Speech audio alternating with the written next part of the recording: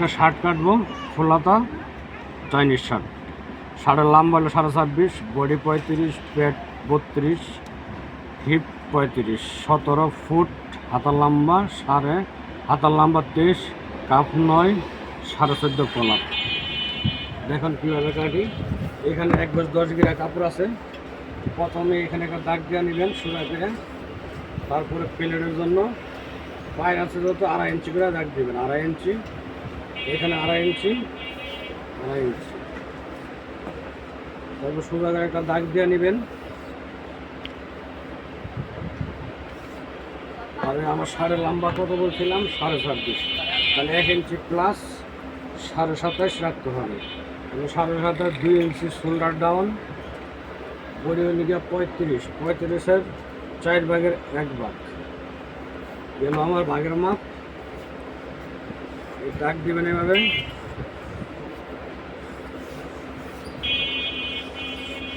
এখন আসেন ফুটের মাপ। ফুট হলো 17, হাফ ইঞ্চি প্লাস সেলাইয়ের জন্য।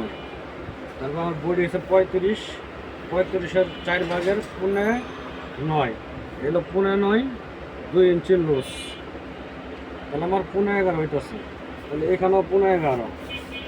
আর প্যাড হইল 32, 4 32, 2 ইঞ্চি লুজ।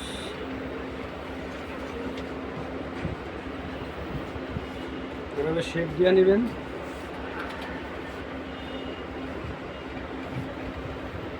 শার্টের ড্রয়িং করা হয়ে গেছে। এখন কীভাবে কাটি দেখেন,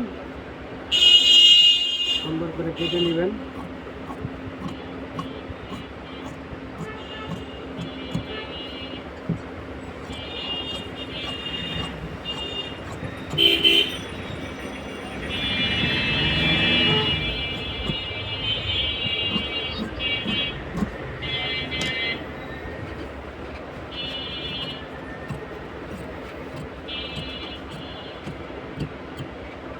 এগুলো আমার সামনের পাট কাটা শেষ।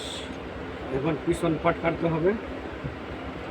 এই যে পিছন পাট এই সাইড দিয়ে কাটবেন এইভাবে। আবার বাস পালাই নেবেন এইভাবে। পিছন পাট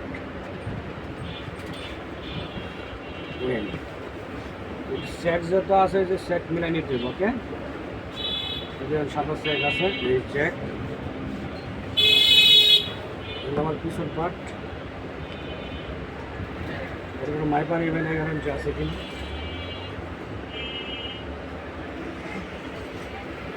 এইভাবে ফালাই নেবেন পিছন পাটটা, হাফ ইঞ্চি বাড়তি রেখে, যাতে প্লেটের জন্য আর কি। একটা পাটটা উঠবো প্লেটের জন্য, হাফ ইঞ্চি বাড়তি রাখবেন।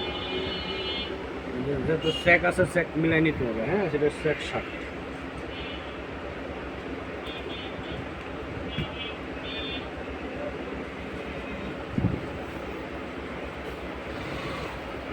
ফুট কত বলছিলাম 17, হাফ ইঞ্চি প্লাস।